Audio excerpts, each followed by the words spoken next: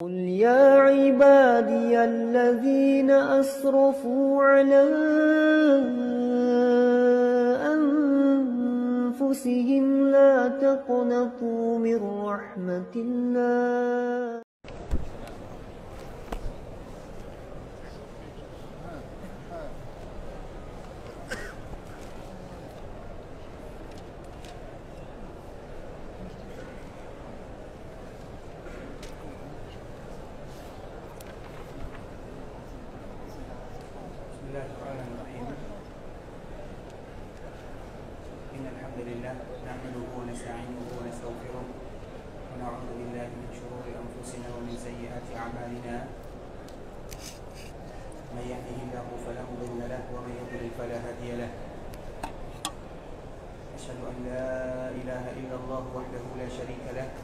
وأشهد أن محمدا عبده ورسوله لا نبي بعد أما بعد يا أيها الذين آمنوا اتقوا الله حق تقاته ولا تموتن إلا وأنتم مسلمون يا أيها الناس اتقوا ربكم الذي خلقكم من نفس واحدة وخلق منها زوجها وبث منهما رجالا كثيرا ونساء واتقوا الله الذي تساءلون به والأرحام إن الله كان عليكم رقيبا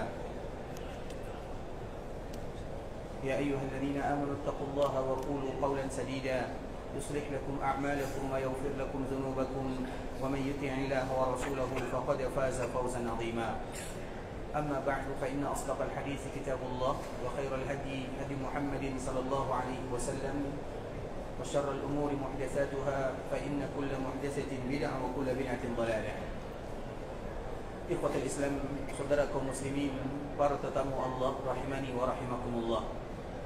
Alhamdulillah, Allah kembali memberikan kepada kita kesempatan untuk bisa bersua dan berjumpa di dalam Masjid Rasulullah sallallahu alaihi wasallam.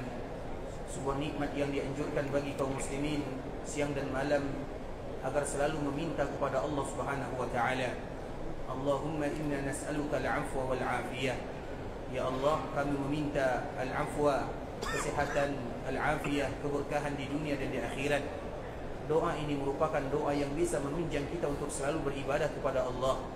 Karena seorang hamba yang bersyukur kepada Allah Subhanahu wa taala, maka sudah semestinya mereka wajib dan selalu beribadah kepada Allah sampai mereka dipanggil oleh Allah Subhanahu wa taala. Dan itulah hakikat daripada bersyukur yang sesungguhnya. Dan Allah Subhanahu wa taala juga berpesan kepada Rasulullah sallallahu alaihi wasallam, wa'bud rabbak hatta ya'tiyakal yaqin. Hendaklah engkau selalu beribadah dan bersyukur kepada Allah sampai kapan? Sampai engkau dipanggil oleh Allah Subhanahu wa taala. Kalau seandainya perintah ini ditujukan kepada Nabi, maka tentu sudah pasti ditujukan kepada kita sebagai umat Nabi sallallahu alaihi wasallam agar kita selalu menjaga ibadah dan istiqamah sampai kita berjumpa dengan Rabbul Izzati wal Jalalah. Kemudian salawat beriringkan salam semoga senantiasa tercurahkan buat junjungan alam Nabi kita yang mulia, uswah dan qudwah kita bersama Muhammad bin Abdullah sallallahu alaihi wasallam, yang mana kewajiban tidak boleh kita lewatkan untuk senantiasa mengucapkan salam dan salawat kepada Rasul kita yang mulia sallallahu alaihi wasallam. Dan terkhusus dikala kita dimudahkan oleh Allah Subhanahu wa taala untuk berjumpa dengan hari yang mulia, salah satu hari yang mana orang-orang Yahudi sangat benci kepada kaum muslimin. Kenapa mereka merebutnya? Seolah-olah itu bahasa yang disebutkan oleh mereka kepada kita kaum muslimin.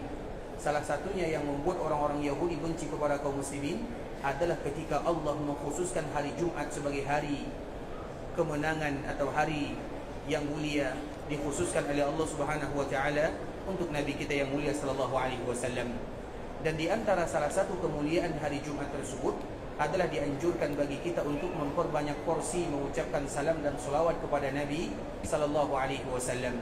Hari Jumat memiliki kemuliaan-kemuliaan yang luar biasa. Di antara salah satunya memperbanyak porsi salawat kita kepada baginda Nabi yang mulia sallallahu alaihi wasallam. Di dalam sebuah hadis disebutkan, ikhwatul Islam, man shalla alayya salatan wahida mukhlishan min qalbi. Barang siapa di antara umatku yang mengucapkan salawat kepadaku satu kali salawat saja, dan salawat yang dia ucapkan betul-betul ikhlas karena Allah Subhanahu wa taala, Artinya banyak orang yang mengucapkan salawat kepada Nabi, bisa jadi mereka tidak ikhlas kepada Allah Subhanahu wa taala. Sehingga ditekankan di dalam hadis ini, mukhlishan min qalbi, tidak ada yang mendorong dia untuk mengucapkan salawat kepada Rasulullah sallallahu alaihi wasallam kecuali ingin mengharapkan pahala dari Allah Subhanahu wa taala. Kalau seandainya ada motivasi yang lain, itu bonus dari Allah Subhanahu wa taala. Tapi tujuan pertama kita mengucapkan ibadah yang mulia, terutama ibadah salawat ini, adalah ikhlas karena Allah Subhanahu wa taala. Kemudian apa kata Nabi sallallahu alaihi wasallam? Minimal di dalam hadis ini disebutkan ada 4 pahala bagi mereka yang mengucapkan salawat kepada baginda Nabi yang mulia. Yang pertama, sallallahu alaihi biha asyra, Allah yang bersalawat kepadanya. Kemudian Allah lipatkan salawat tersebut 10 kali lipat. Artinya Allah bersalawat kepadanya 10 kali lipat. Apa makna Allah bersalawat kepada hambanya? Tentunya Allah Subhanahu wa taala berikan kemudahan kepadanya, Allah berikan kelancaran di dalam urusannya, dan dia termasuk di antara hamba-hamba yang diridhai oleh Allah Subhanahu wa taala. Kemudian yang kedua, mereka yang mengucapkan salawat kepada Nabi, Allah ampunkan dosa-dosanya 10 kesalahan. Artinya apabila kita merasa banyak dosa dan silaf, dan kita semuanya sadar tidak ada di antara kita yang sempurna, setiap hari kita melakukan salah dan dosa.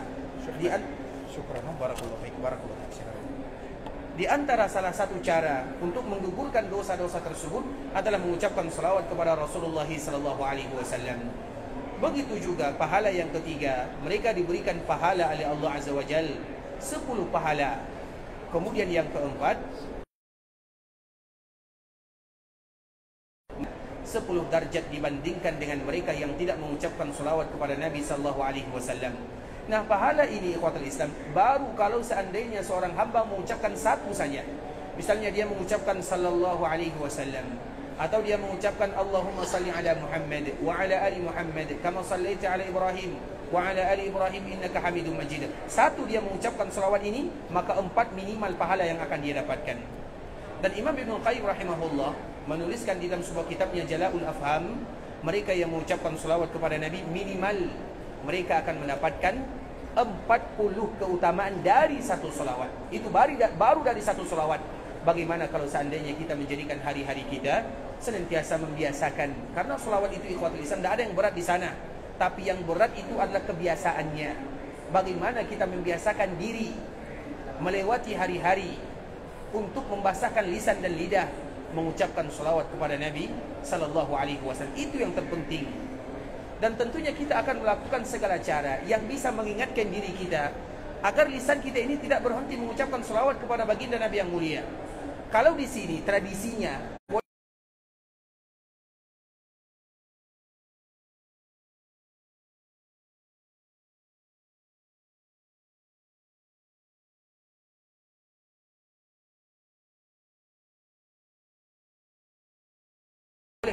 berselawatlah kalian kepada Nabi sallallahu alaihi wasallam. Minimal kalau kita membacanya, kita akan mengucapkan sallallahu alaihi wasallam.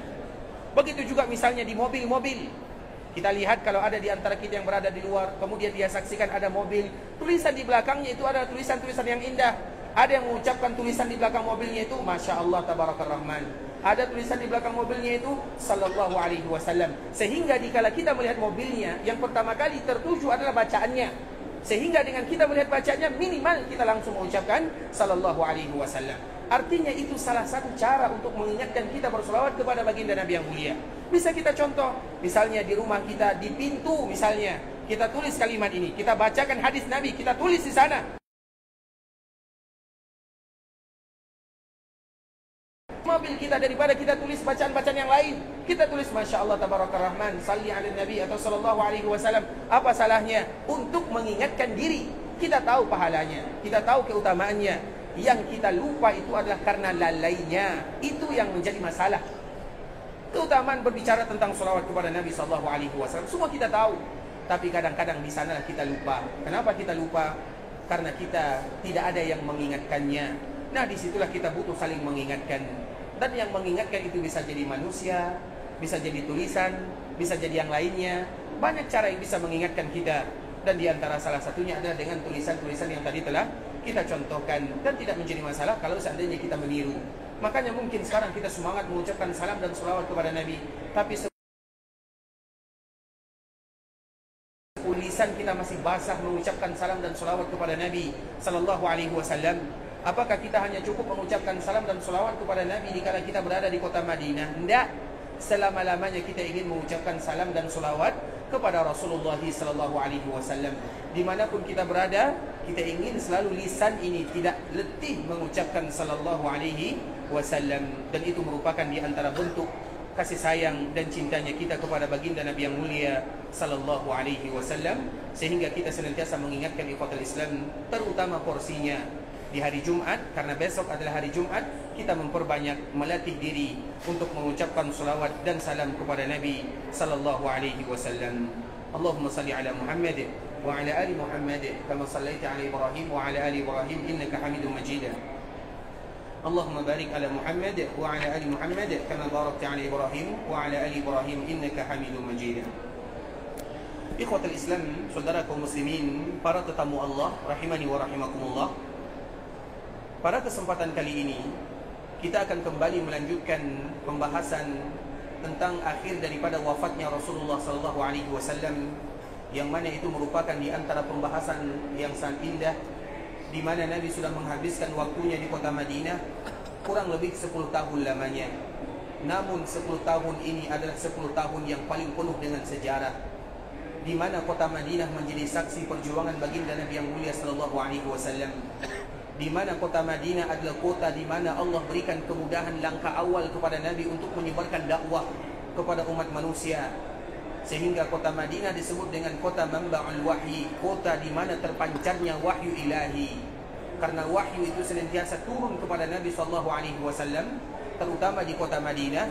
Dan di antara salah satu keutamaan ibunda kita Aisyah radhiyallahu ta'ala anha, yang Nabi SAW wafat di pangkuannya, adalah tidak satu pun wahyu diturunkan oleh Allah Subhanahu wa taala kepada Nabi kecuali di rumah ibunda kita Aisyah. Dikala Nabi satu selimut dengan ibunda kita Aisyah, maka di saat itulah Allah turunkan wahyu di rumahnya kepada baginda Nabi yang mulia. Artinya itu terhitung sebagai salah satu keutamaan ibunda kita Aisyah radhiyallahu taala anha. Dan bahkan juga ikhwatul Islam, ibunda kita Aisyah, Jibril alaihi salam pernah berjumpa dengan Nabi sallallahu alaihi wasallam. Karena memang biasanya perjumpaan Nabi dengan Jibril adalah tidak jauh dari rumah Nabi sallallahu alaihi wasallam atau di bagian kiri masjid yang dulu dibangun oleh Nabi sallallahu alaihi wasallam. Maka dengannya ikhwatul Islam, ada sebuah pintu namanya pintu Jibril. Dan di antara salah satu penamaan pintu ini dinamakan dengan pintu Jibril karena biasanya Nabi berjumpa dengan Jibril di sana. Lokasinya nanti kita cari sendiri lokasi pintu Jibril tersebut. Kita hanya ingin melihat sejarah kenapa dinamakan dengan pintu Jibril, karena di sanalah Nabi sallallahu alaihi wasallam senantiasa berjumpa dengan Jibril alaihi salam. Kemudian suatu ketika Jibril berjumpa dengan Nabi, maka di saat itulah Jibril menyampaikan salam kepada ibunda kita Aisyah radhiyallahu taala anha, dan juga wahyu diturunkan kepada Nabi ketika Nabi satu selimut dengan ibunda kita Aisyah, dan itu tidak pernah terjadi kepada istri-istri Nabi yang lainnya, sehingga terhitung sebagai kemuliaan ibunda kita Aisyah, seorang wanita yang paling dicintai oleh baginda Nabi yang mulia sallallahu alaihi wasallam dari kalangan keluarganya. Kemudian ikhwatul Islam, kemarin kita menyebutkan hadis ibunda kita Aisyah radhiyallahu taala anha, sebuah hadis yang diriwayatkan oleh Imam Bukhari tentang bagaimana wafatnya Rasulullah sallallahu alaihi wasallam. Dan kita ulang sedikit ikhwatul Islam. Aisyah menyebutkan, "Inna min ni'amillahi 'alayya anna Rasulullah sallallahu alaihi wasallam tuwfiya fi baiti wa fi yaumi wa baina sahri wa nahri." Bahwa tidaklah Nabi wafat kecuali di rumahku, di hariku, dan berada di pangkuanku. Kata ibunda kita Aisyah radhiyallahu taala anha, "Wa anna Allah jama'a baina riqi wa riqihi 'inda mautih." Dan ketika Nabi wafat, tidaklah Nabi wafat kecuali Allah kumpulkan air liurku dengan air liur Nabi sallallahu alaihi wasallam. Sebuah kemuliaan yang sangat mulia. Dan ini tidaklah menjadi kemuliaan ketika ibunda kita Aisyah mengangkat ceritanya. Kalau tidak mulia maka Aisyah tidak akan menyebutkannya. Artinya itu merupakan sebuah kelebihan yang luar biasa yang dimiliki oleh ibunda kita Aisyah radhiyallahu taala anha, dikala air liurnya dan air liur Nabi sallallahu alaihi wasallam bersatu sebelum Nabi sallallahu alaihi wasallam meninggal. Apa ceritanya? Apa makna daripada kalimat ini, ikhwatul Islam? Makna daripada kalimat ini yaitu air liur Nabi dengan air liur ibunda kita Aisyah bersatu. Artinya, dakhala alayya Abdurrahman. Ketika Abdurrahman saudaranya ibunda kita Aisyah masuk ke dalam rumahnya, ingin melihat Nabi sallallahu alaihi wasallam, wa biyadihi siwak. Dan Abdurrahman sedang memegang kayu siwak. Wa ana musnidatun Rasulullah sallallahu alaihi wasallam. Dan aku sedang memangku Nabi sallallahu alaihi wasallam. Fara'aituhu yanzuru ilaihi wa 'araftu annahu yuhibbus siwak. Maka dikala Abdurrahman masuk sedang memakai atau sedang memegang kayu siwak, maka Nabi sallallahu alaihi wasallam melihat siwak yang dipegang oleh Abdurrahman, dan aku tahu, kata Aisyah, annahu yuhibbus siwak, dan aku tahu kalau Nabi sangat suka kepada siwak. Dan pembahasan kita sampai di sini kemarin, ikhwatul Islam, bahwa siwak itu merupakan sunnah Nabi sallallahu alaihi wasallam yang dianjurkan bagi kaum muslimin untuk memakainya, terutama dikala kita berada di Mekah dan di Madinah. Kalau bisa kita bawa pulang, kalau bisa juga kita hadiahkan kepada kawan-kawan, sehingga kita sebagai pembuka sunnah Nabi sallallahu alaihi wasallam, terlepas daripada suka atau tidak suka, paling tidak kita mencobanya, karena itu sesuatu yang disukai oleh Nabi sallallahu alaihi wasallam. Dan di antara bentuk kecintaan kita kepada Nabi, mencintai dan menyukai apa yang disukai oleh Rasulullah sallallahu alaihi wasallam, terlepas daripada hukumnya. Karena apabila kita berbicara tentang sunnah Nabi, semuanya masuk. Apabila kita berbicara tentang sunnah Nabi sallallahu alaihi wasallam, maka masuk di dalamnya perkataan Nabi, masuk di dalamnya perbuatan Nabi, masuk di dalamnya persetujuan Nabi, bahkan masuk di dalamnya bagaimana tingkah laku dan gerak-gerik Nabi sallallahu alaihi wasallam, bahkan bentuk Nabi itu sendiri, maka masuk dalam kategori sunnah. Artinya, ikhwatul Islam, kita tidak membahas tentang masalah hukum. Hukum itu urusan kedua. Tapi yang terpenting adalah mencintai apa yang Nabi cintai. Baik itu hukumnya wajib, atau hukumnya sunnah, atau hukumnya mubah. Bahkan kalau seandainya sesuatu yang mubah pun, kalau kita melakukannya demi kecintaan kita kepada baginda Nabi yang mulia, maka ada pahala di sana. Dan selalu kita contohkan, ikhwatul Islam, hadis Anas bin Malik radhiyallahu ta'ala anhu. Anas menyebutkan, saya membantu Nabi sallallahu alaihi wasallam dan saya sering melihat Nabi makan. Salah satu makanan yang disukai oleh Nabi, yang mana aku tidak suka. Anas tidak suka dengan makanan ini, tapi pada akhirnya dia menjadi suka. Kenapa dia suka? Karena sukanya Rasulullah sallallahu alaihi wasallam kepada makanan tersebut. Coba bayangkan, selera pun bisa berubah, dan itu makna cinta. Begitu juga dengan misalnya ungkapan yang disebutkan oleh Abu Bakar As-Siddiq radhiyallahu ta'ala anhu. Abu Bakar As-Siddiq pernah menyebutkan itu namanya cinta kepada Nabi sallallahu alaihi wasallam. Kami berdua pernah merasakan kehausan antara Nabi dengan Abu Bakar As-Siddiq, sama-sama haus. Kemudian ada segelas susu. Tak mungkin aku yang meminumnya, kata Abu Bakar As-Siddiq radhiyallahu ta'ala anhu. Tentunya diberikan kepada Nabi sallallahu alaihi wasallam. Akhirnya susu ini diminum oleh Nabi. Ketika Nabi meminumnya, apa kata Abu Bakar As-Siddiq? Yang meminum susu ini adalah Nabi, aku yang kenyang. Nabi yang minum, dia yang kenyang. Itu makna cinta kepada Rasulullah sallallahu alaihi wasallam. Begitu juga ungkapan Anas bin Malik radhiyallahu ta'ala anhu. Sebenarnya aku tidak suka kepada makanan ini, tapi karena Nabi suka, maka aku pun menjadi suka. Apa makanan yang disukai oleh Nabi sallallahu alaihi wasallam? Salah satunya adalah dubba. Dubba itu artinya labu. Ada makanan labu. Labu, makanan yang tidak masyhur di sini, tapi banyak juga yang jual-jual labu. Kemudian Nabi, apabila ada makanan, Nabi senantiasa mencarinya, sengaja mencarinya. Anas selalu memperhatikannya. Kemudian Nabi selalu mencari labu, kemudian dimakan oleh Nabi sallallahu alaihi wasallam. Apa kata Anas? Aku melihat Nabi yatatabba. Yatatabba itu artinya betul-betul mencari. Apabila ada makanan dicarinya labu tersebut, maka Anas mengatakan, semenjak itu pula aku suka kepada labu karena sayangku kepada Nabi sallallahu alaihi wasallam. Padahal kalau kita ada di antara kita yang suka labu, tidak masalah. Kalau ada di antara kita yang tidak suka, juga tidak menjadi masalah. Tapi itu namanya cinta. Cinta itu konsekuensinya menyukai apa yang disukai oleh orang yang kita sukai. Begitu juga dengan siwak, ikhwatul Islam. Siwak itu adalah sesuatu yang disukai oleh Nabi, sehingga tidak ada alasan bagi kaum muslimin, Ustaz, siwak itu tidak cocok. Tidak. Semua kita wajib suka kepada apa yang Nabi suka. Dan di antara salah satunya adalah kayu siwak. Kayu siwak itu Nabi suka. Walaupun mungkin tidak cocok bagi kita, tidak bagus bagi kita memakainya, atau tidak sesuai, itu urusan kedua. Tapi urusan pertama, bagaimana kita sayang dan suka kepada apa yang Nabi suka. Dan kemarin kita telah menyebutkan contohnya ikhwatul Islam. Kalau ada di antara kita yang kurang suka atau belum bisa melakukan sunnah dan apa yang disukai oleh Nabi, maka paling tidak dia jangan jadikan itu sebagai bahan candaan dan bahan tawaan. Artinya ikhwatul Islam, sunnah Nabi, kalau ada di antara kita yang mungkin belum sanggup untuk melaksanakannya, minimal jangan kita menjadikan sunnah Nabi itu atau sesuatu yang disukai dijadikan bahan olok-olokan. Dan banyak ceritanya ikhwatul Islam, karena sunnah Nabi itu banyak sekali. Dan tidak ada orang yang sengaja menyelisihi sunnah Nabi, kecuali akan mendapatkan hukuman di dunia sebagai pelajaran dari Allah untuknya.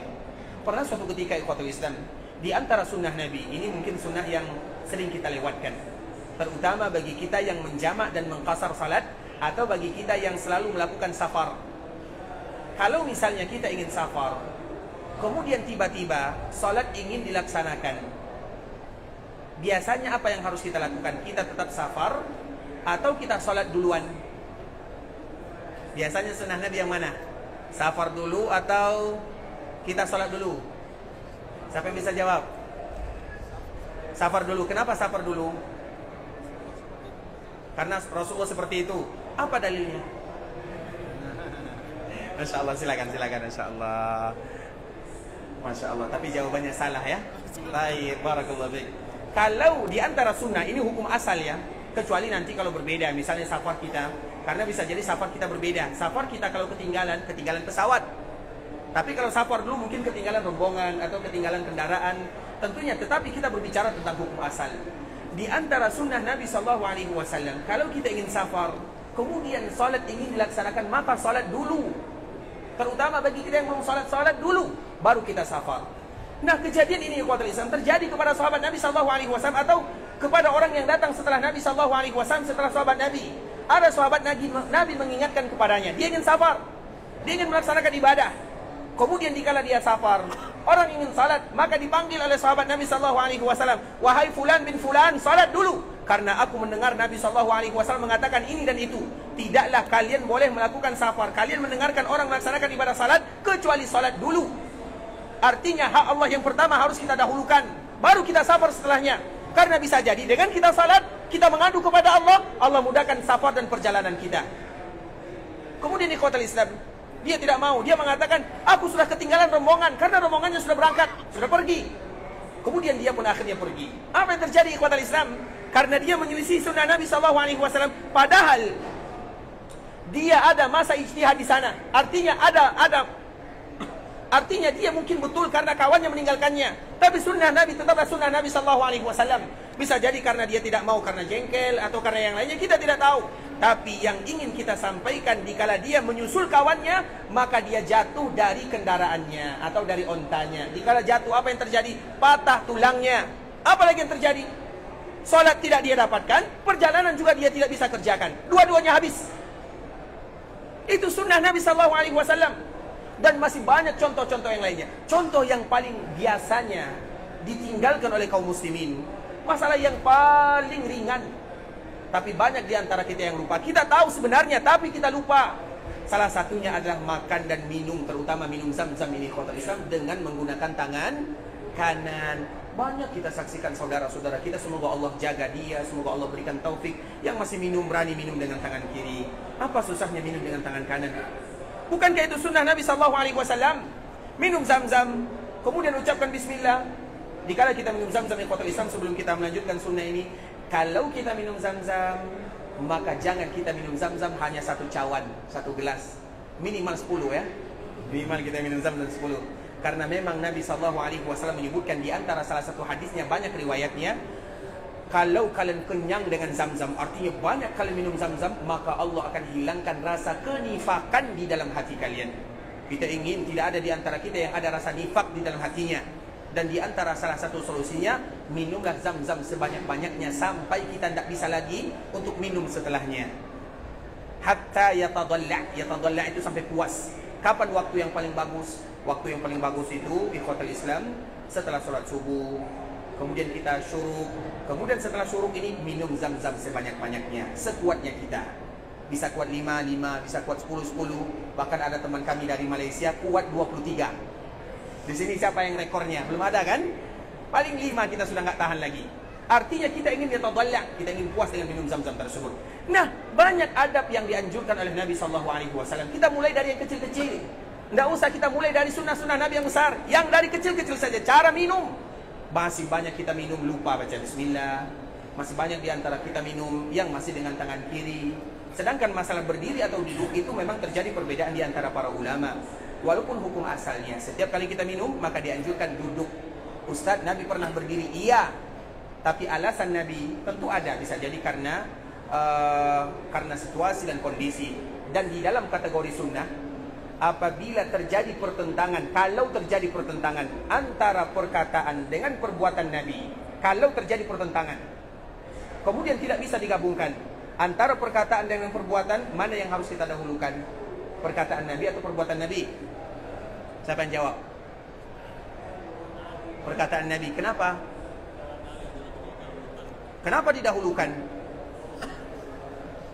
Apa alasannya didahulukan? Kenapa tidak perbuatan Nabi didahulukan? Sama-sama sunnah Nabi. Masya Allah, barakallahu fiik, Allah jika khairan. Silakan. Insya Allah. Jawabannya betul atau salah? Betul jawabannya ya. Didahulukan perkataan Nabi. Karena perbuatan Nabi bisa jadi kekhususan untuk Nabi SAW. Bisa dipahami? Ada sesuatu yang Nabi kadang-kadang mengatakan ini, kemudian Nabi melakukan yang lain. Maka ingat, bisa jadi di situ merupakan kekhususan untuk Nabi yang tidak dikhususkan untuk umat Nabi SAW.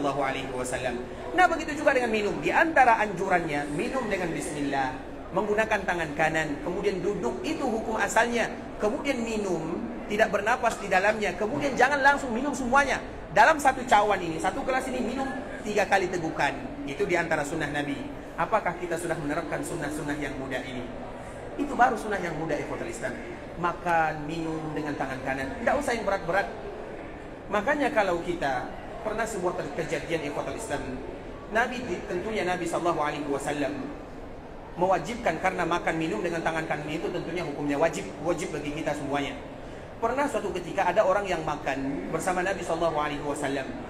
Kemudian dikala dia makan dengan tangan kiri. Karena kadang-kadang ini masih berat ya. Dan semoga Allah mudahkan bagi kita untuk selalu mengingatnya. Dikala dia makan dengan tangan kiri, Nabi ingatkan, ya fulan, kul biyaminik, wahai fulan, makan dengan tangan kananmu. Nah, dia pada waktu itu, karena biasanya ada sebahagian manusia yang dikala dia diingatkan, dia tidak mau menerimanya.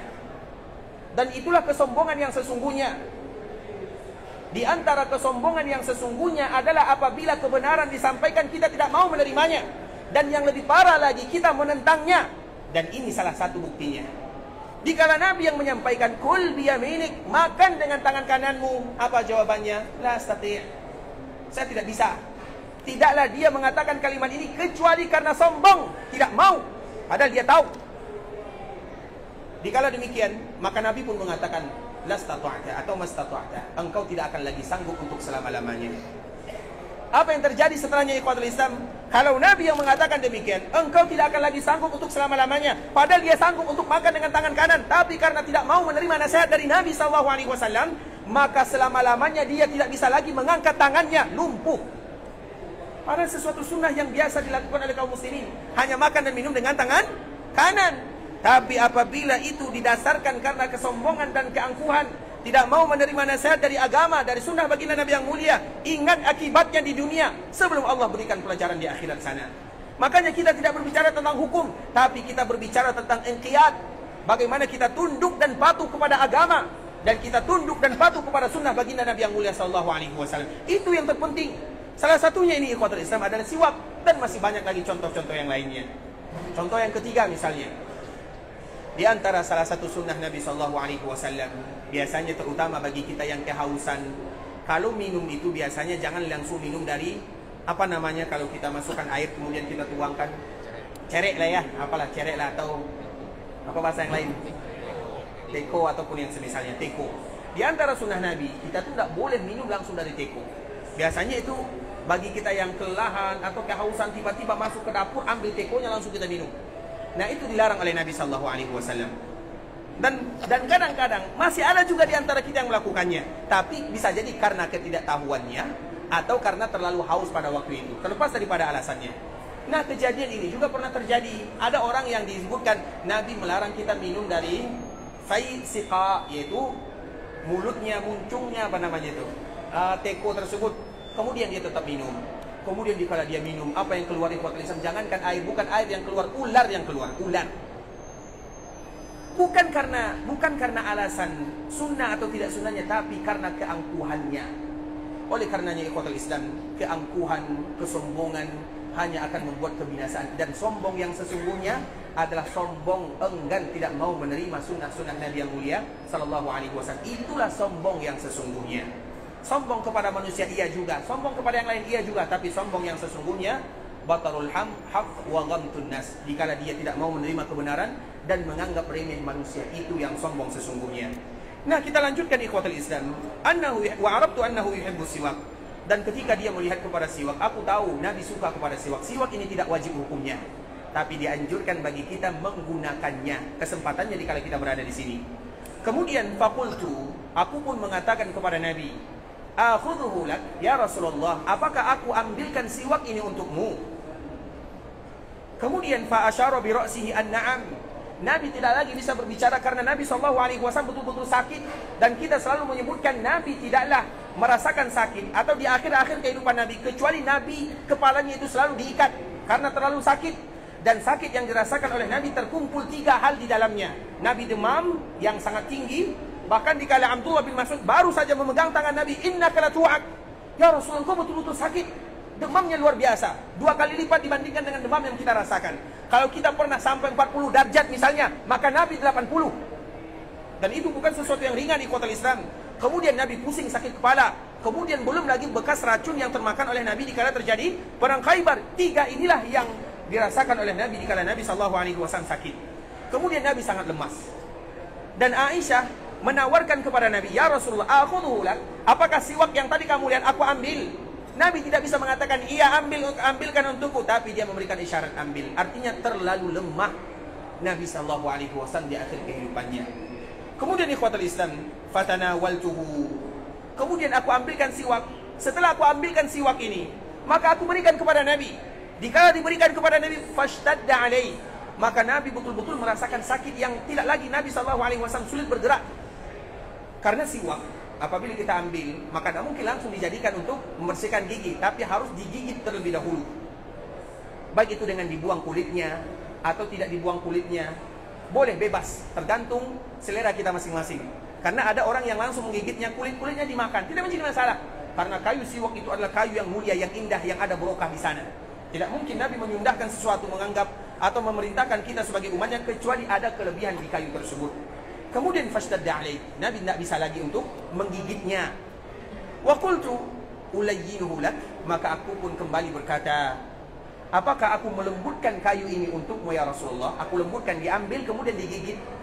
Fa asyara bi ra'si an-na'am, maka Nabi kembali memberikan isyarat dengan kepalanya, iya. Nabi juga tidak berkata-kata, artinya betul-betul lemah Rasulullah sallallahu alaihi wasallam. Maka Aisyah ambil. Dikala Aisyah mengambilnya, falayyantuhu, maka aku pun menggigit siwak yang tadi ingin dipakai oleh Nabi. Digigit oleh ibunda kita Aisyah, dilembutkan oleh ibunda kita Aisyah. Kemudian, artinya apa ikhwatul Islam? Dikala Aisyah melembutkan kayu siwak ini, kemudian setelahnya diberikan kepada Nabi SAW, apa yang terjadi? Itulah makna daripada hadis kalimat yang disebutkan oleh ibunda kita Aisyah, wa anna Allah jama'a baina riqi wa riqihi 'inda mautih. Tidaklah Nabi wafat kecuali Allah gabungkan air liur kami berdua. Bagaimana cara Allah menggabungkannya? Karena Aisyah dikala melembutkan siwak ini, tentunya lengket atau ada bekas daripada air liurnya di sana. Dikala kita lembutkan siwak, apa yang terjadi? Tak mungkin, pasti basah. Dikala basah itu dengan air liur. Dikala basah, diberikan kepada Nabi. Artinya, Nabi memakai basahan yang tadi ada sisa air liur ibunda kita Aisyah di sana. Dan memang itu Nabi SAW biasa melakukannya. Bukan hanya dikala Nabi sakit saja. Nabi sering minum, Aisyah minum. Kemudian Nabi ambil gelasnya dan Nabi minum di bekas yang tadi Aisyah meminumnya. Tentu juga ada air bekas, air liur di sana. Artinya itu keromantisan Nabi SAW yang sudah jarang bagi kita untuk melakukannya. Makanya selalu kami sebutkan, nanti kita keluar dari Masjid Nabawi, terutama bagi kita yang bawa istri, ambil Zam-Zam. Cukup satu, jangan dua, satu saja. Berikan kepada istri, kemudian suruh disisakan untuk kita minum di tempat yang dia minum. Insya Allah bisa ya. Seperti yang dilakukan oleh Nabi SAW, dan keromantisan rumah tangga akan senantiasa berlanjut sampai kita dipanggil oleh Allah Subhanahu Wa Taala. Sebagaimana yang terjadi kepada Rasulullah SAW. Kemudian ikhwatul Islam, setelahnya Nabi SAW bersiwak. Di dalam riwayat, aku pun melihat Nabi bersiwak dengan siwak yang sangat indah. Tidak pernah Nabi bersiwak seindah yang aku lihat pada kali terakhirnya. Artinya ini merupakan momen terakhir Nabi bersiwak. Kemudian setelah Nabi bersiwak, apa yang diminta oleh Nabi kepada ibunda kita Aisyah? Nabi meminta bejana yang ada isi airnya. Kemudian seolah-olah Nabi SAW membasuh kedua wajahnya, karena memang itu yang biasa dilakukan oleh Nabi SAW. Karena tadi kita sebutkan Nabi SAW itu panas, dan panas itu biasanya didinginkan dengan air. Makanya di dalam riwayat yang lain Nabi SAW menyebutkan terutama kepada orang-orang yang demam, abridu bil ma, maka dinginkan dengan air. Di dalam riwayat yang lain, dinginkan dengan air Zam-Zam. Ada kalimat Zam-Zam tambahannya. Karena memang Zam-Zam ini ikhwatul Islam adalah obat segala penyakit. Artinya obat, karena memang Nabi menyebutkan Zam-Zam bisa berubah menjadi obat, Zam-Zam bisa juga berubah menjadi makanan. Abdullah bin Zubair dulu dia pernah terkepung di Makkah Al-Mukarramah. Yang namanya terkepung tentunya tidak ada makanan, yang ada hanyalah minuman.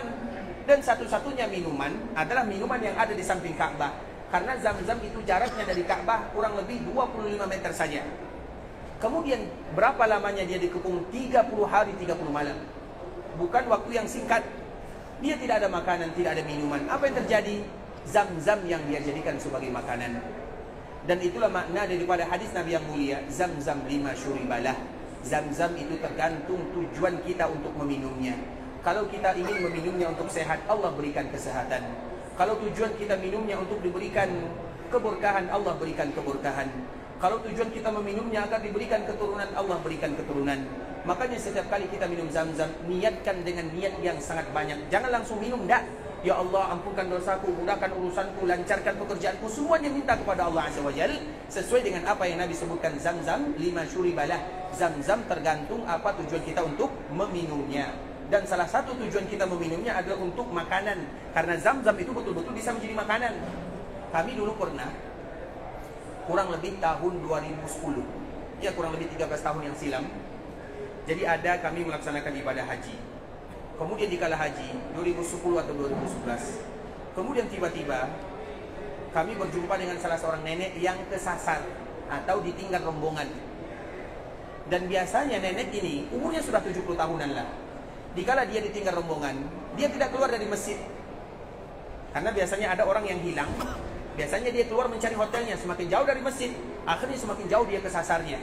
Nah nenek ini, dikala dia kesasar, dipisah dari rombongan, dia tidak keluar dari masjid. Harapannya mana tahu nanti rombonganku menyusul diriku di sini. Kemudian setelah beberapa hari, maka kami menjumpai nenek ini. Nenek, mungkin kalau keluar dia tidak bisa, uang pun dia tidak bawa. Kalaupun bawa uang, bagaimana dia belanja? Sulit baginya berbicara. Jadi bagaimana dia bertahan di sana? Maka jawabannya, ini jawaban seorang yang polos. Maka aku jadikan Zam-Zam sebagai makananku. Dia berada di Masjid Haram yang ada di Mekah. Selama dia ditinggal oleh rombongannya 1 hari 2 hari, bagaimana dia makan? Zam-Zamlah makanannya. Artinya ikhwatul Islam, Zam-Zam itu sesuai dengan tujuan kita meminumnya. Makanya dikala meminum Zam-Zam, niatkanlah dengan niat yang banyak sekali. Kalau ada di antara keluarga kita, anak kita, ayah, abi, doakan diriku. Dikala kita minum Zam-Zam, ya Allah, dengan aku minum Zam-Zam, berikan keberkahan kepada anakku, berikan kelancaran kepada urusanku, lancarkan usahaku, mudahkan rezekiku, berikan kesehatan kepada keluargaku. Dan di antara salah satu bentuk di antara para ulama dikala mereka meminum Zam-Zam ikhwatul Islam, salah satu doa yang mereka pinta adalah, ya Allah, hilangkan dariku dahaga dengan aku meminum Zam-Zam, hilangkan dariku dahaga dikala engkau mengumpulkan kami di padang mahsyar.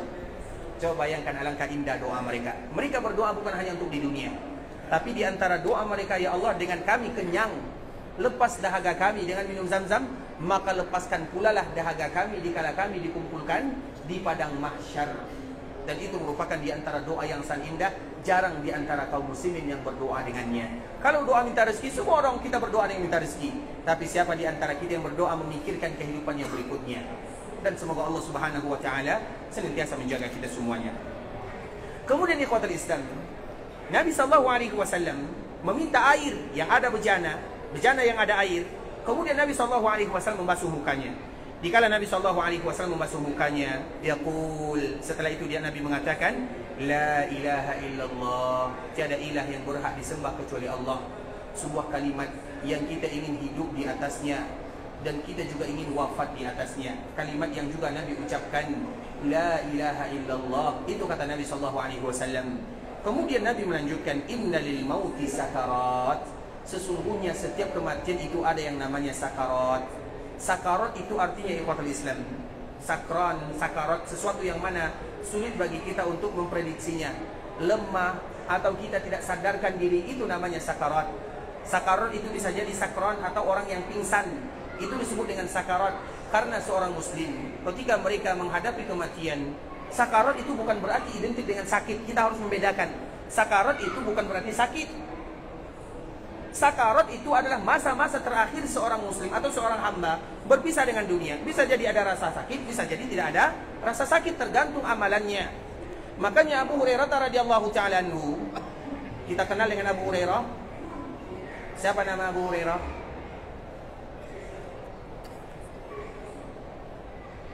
Hah?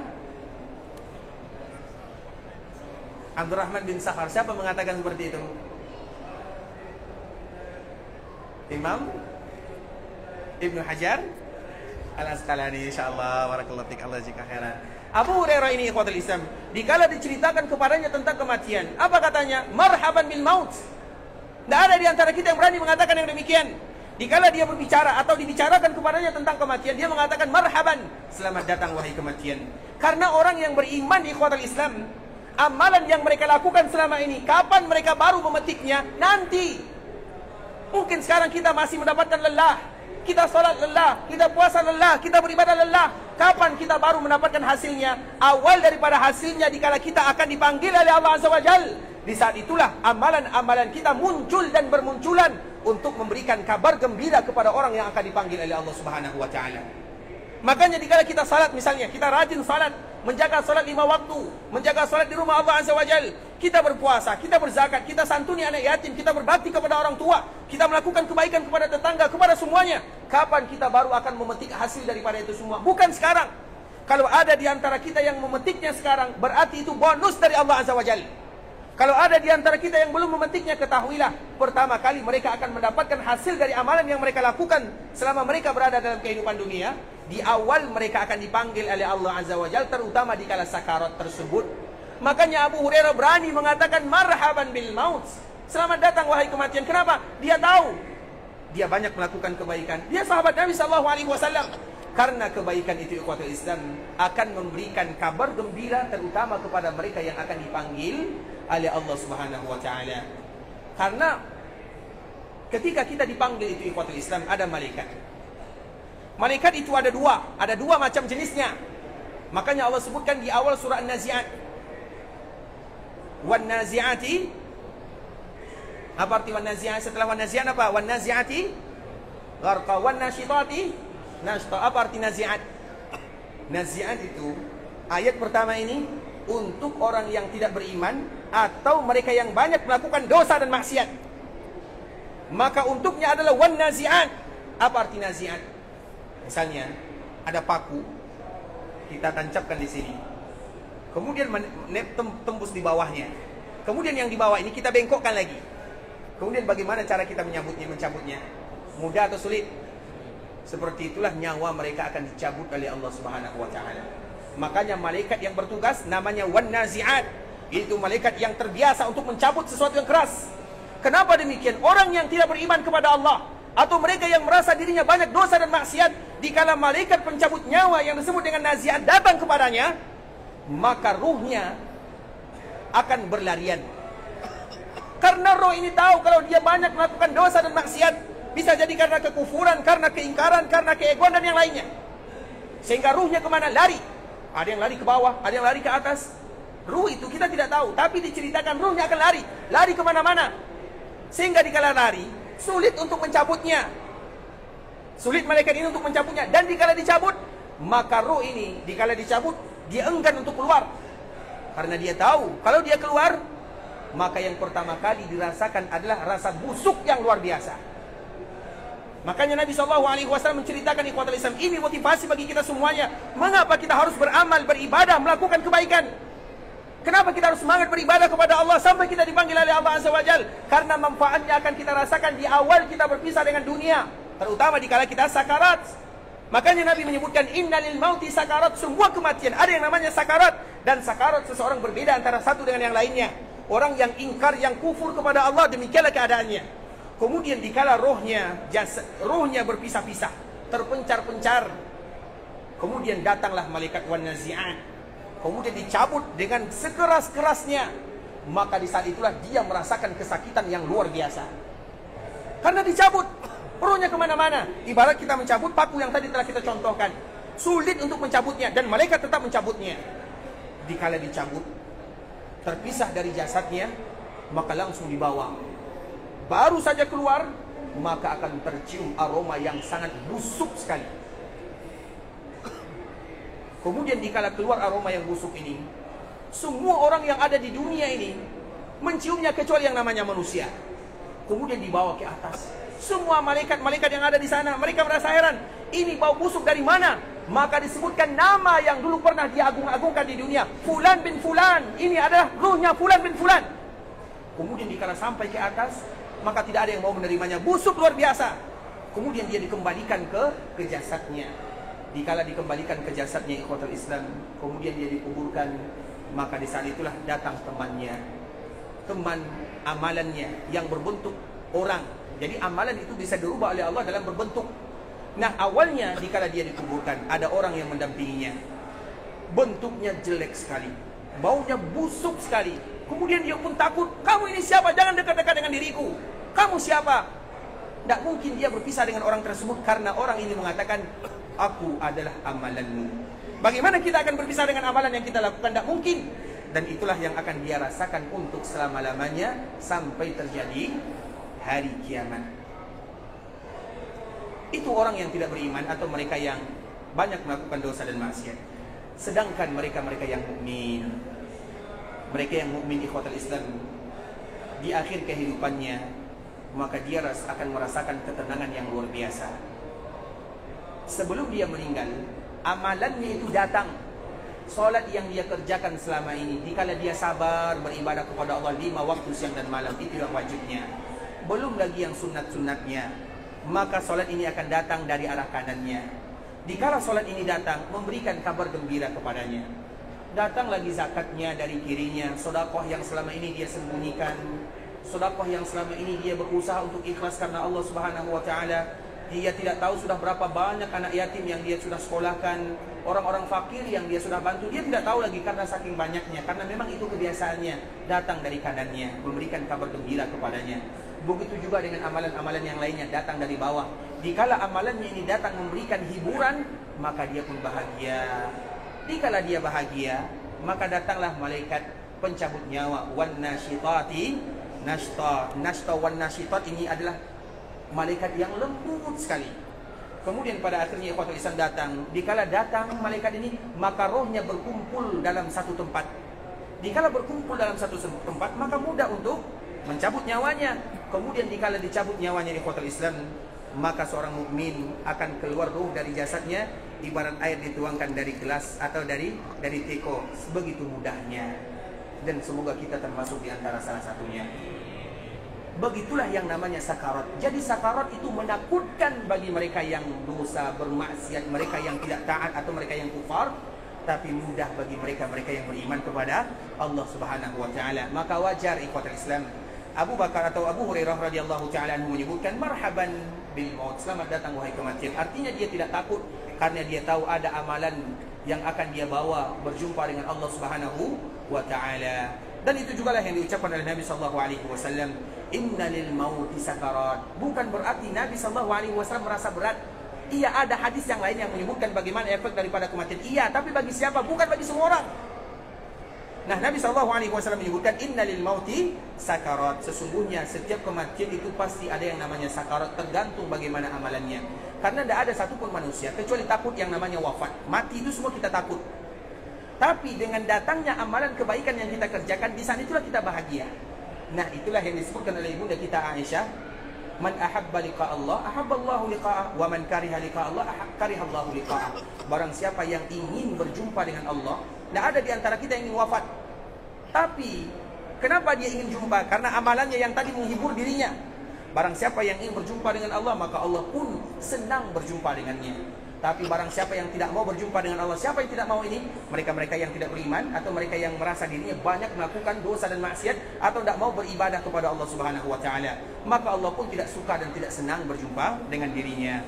Kemudian setelah Nabi mengatakan yang demikian, thumma nasaba yadah, kemudian Nabi mengangkat tangannya, mengangkat telunjuknya, seolah-olah memberikan isyarat kepada Allah, zat yang maha di atas, Allah Azza wa Jal. Thumma nasaba yadah, nasaba itu artinya mengangkat tangannya. Seperti inilah ibaratnya, tangan kanan Nabi, kemudian telunjuk Nabi SAW.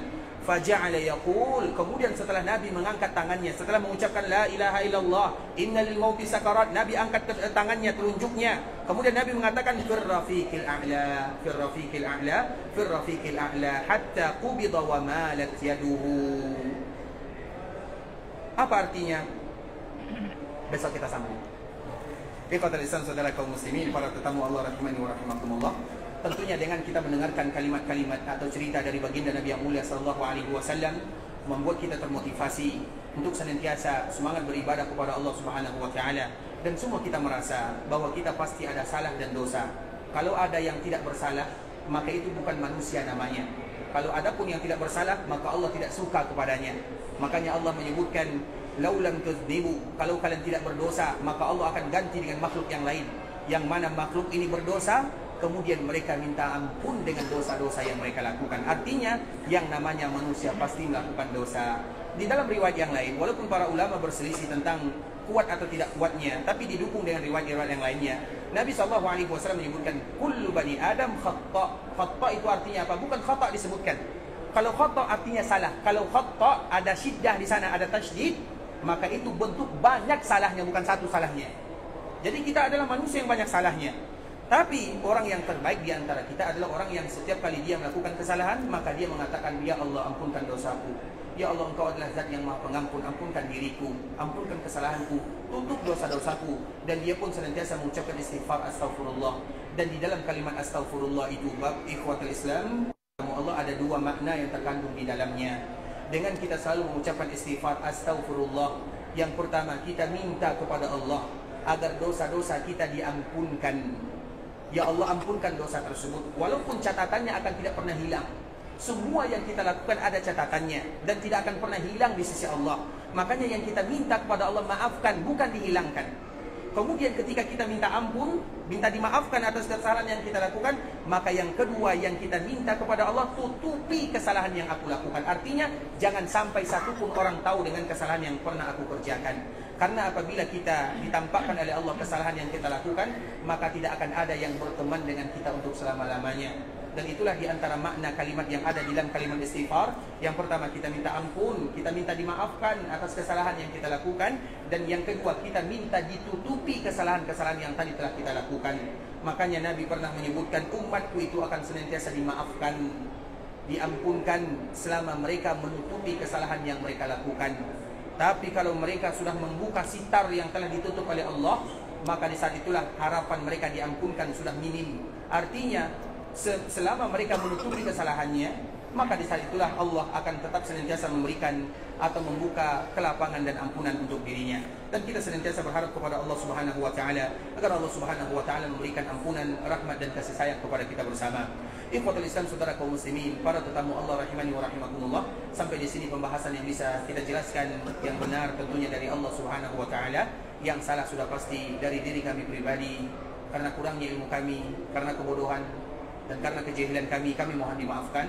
Dan kita selalu memberikan motivasi bagi kita yang ada di kota Madinah, di antara salah satu hadis yang paling indah, yang tidak ada duanya. Sehingga dengan hadis ini Imam Malik mengatakan bahwa Madinah lebih mulia daripada Mekah. Tapi imam-imam yang lainnya tetap mengatakan bahwa Mekah lebih mulia daripada Madinah.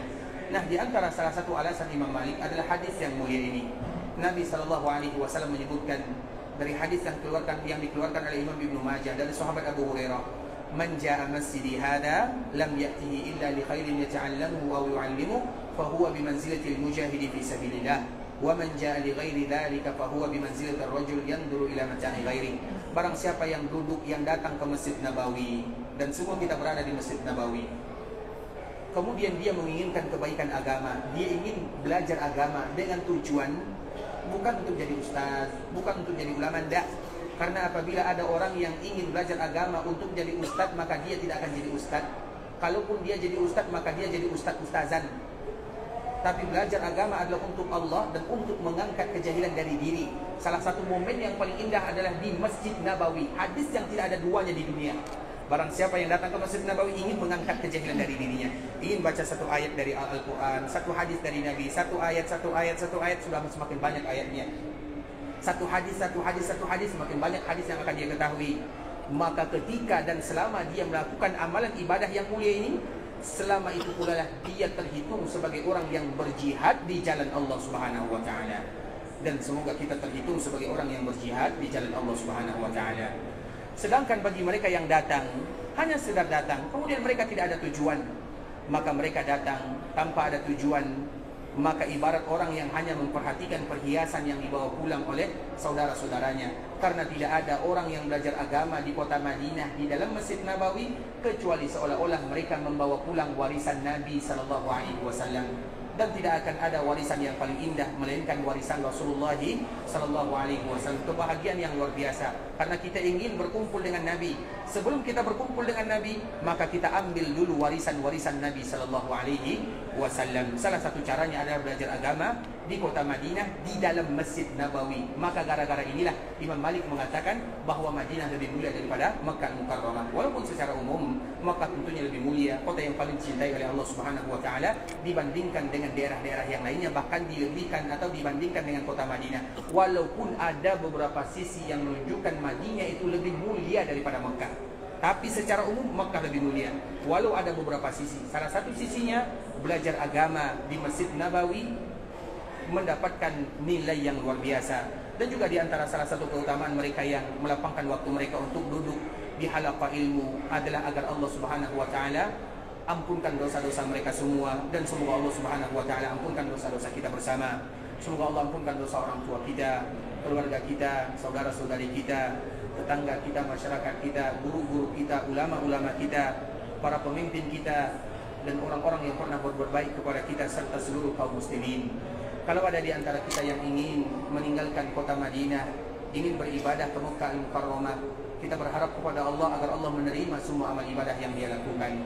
Kita berharap kepada Allah agar Allah menjadikan umrahnya adalah umratan mabrurah, wa sa'yan mashkura, wa damban maghfura. Kalau ada di antara kita yang ingin pulang ke kampung halaman, semoga Allah berikan kemudahan dalam setiap perjalanan, Allah lancarkan dalam setiap urusan, Allah kembali kumpulkan mereka bersama keluarganya dalam keadaan sehat walafiat.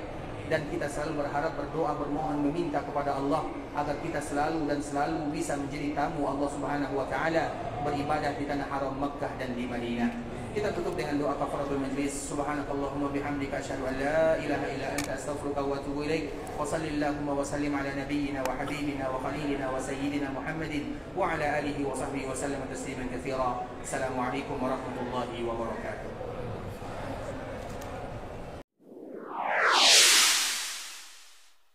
قل يا عبادي الذين أسرفوا على